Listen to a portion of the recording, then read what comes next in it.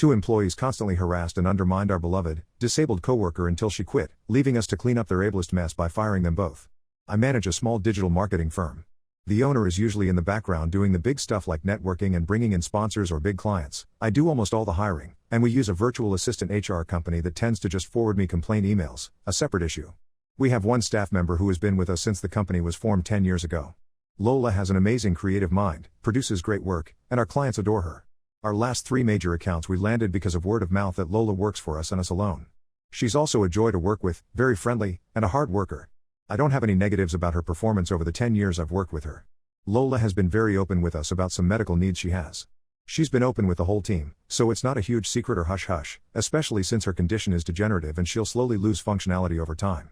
We've even all joined 5K runs as an office in her name, and when we have a chance to donate to a charity, it's almost always to charities that represent research for Lola's condition. I always thought that, as an office, we had her back. Even before the pandemic, I noticed our younger go-getter staff, 2 in particular who need a lot of attention and reassurance, complaining about Lola not meeting deadlines. The complaints have increased drastically since the pandemic started.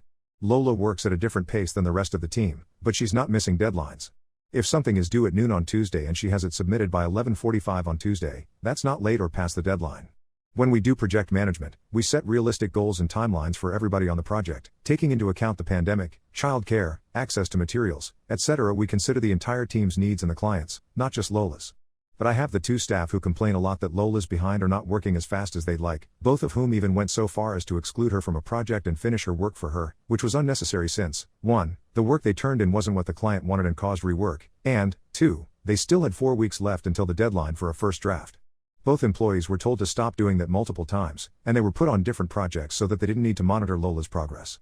Their bosses, who both report to me, agree with me that we should keep them off teams with Lola, but there is overlap in skills that we require for some projects. I just found out from our HR person that they've escalated their complaints about Lola to the owner, and their complaints are backed with no evidence about her inability to do her job on time, as well as a complaint about me that favoritism prevents me from making Lola meet her deadlines. Keeping them off projects with Lola and not pairing them up for other work is their main evidence of my favoritism. I think their behavior is based on ableism, and I know it's 100% not rooted in fact. If we lose Lola as an employee, I have no doubt in my mind that our clients would go with her. The owner is frustrated that it's even come up and wants me to just handle it. My idea of handling it would be to advise those 2 employees in particular, nobody else backed up their HR complaint, to maybe find work elsewhere. What direction do I take with this? Update 1. The day your answer came out, Lola asked to meet with me. We're still meeting via video since the pandemic has been on the upswing in our area. She's leaving to start her own company. While she wasn't aware of the behavior of the 2 staff members in question, she still felt it was time for her to move on regardless since she's getting a lot of attention in other places. We had the unpleasant choice of promoting one of the complainants to Lola's position until they both started bragging on social media. Another staff member shared it with us out of concern for Lola, that they got her fired and are celebrating, which caused a huge backlash and made at least 5 people almost quit. Did I mention we have a very small team of under 20? We did as much damage control as we could, and now we have 3 openings to fill. One of the commenters stated that now is a great time to hire with so many hard-working people out of a job, and I have to say our executive team agrees.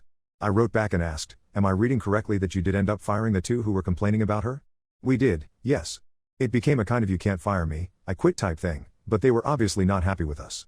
Ironically, this morning I got contacted by a temp agency, saying they had a great freelancer since we had openings. It was one of the 2. Lola was able to point some people our way, so all in all, as much as I wish we could have avoided that, I'm happy for her, and we have some great leads and don't have to worry about aggressive and harassing behavior.